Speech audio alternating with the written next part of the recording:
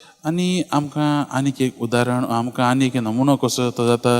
जेन्ना आमी आमच्या आत्मीक जिवितांत केन्ना अवघडाय येतात तेन्ना जेन्ना आमकां देव कितें सांगूंक सोदता तें आमच्या मनांत वचना आमच्या काळजांत रिगना तेन्ना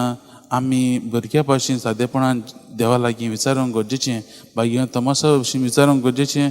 देवा तुजी खुशी आमकां कितें काय म्हणून आनी आमी फाटीं सरूंक ना शिरी पडना पूण भाग्यवंत तमासा भाशेन जेजू लागीं देवा लागीं आमी परतून येवंक गरजेचें आनी हेंच तो आमकां शिकयता. आनी तिसरें म्हणल्यार आमी जायते फावटी म्हणलां ते भाशेन हांवें ताका आमी दुबावी तमासोच म्हणटात पूण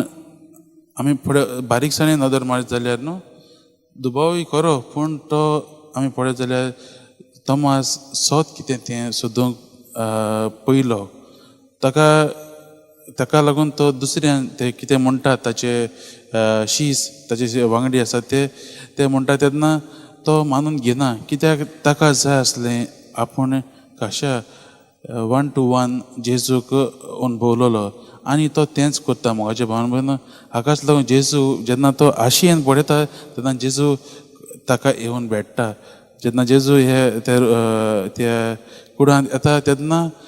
जेजू शांती दिले उपरांत तो तमासाक पयलो म्हणटा तुजे हात आनी तुजें बोट म्हज्या गायांनी घाल म्हणून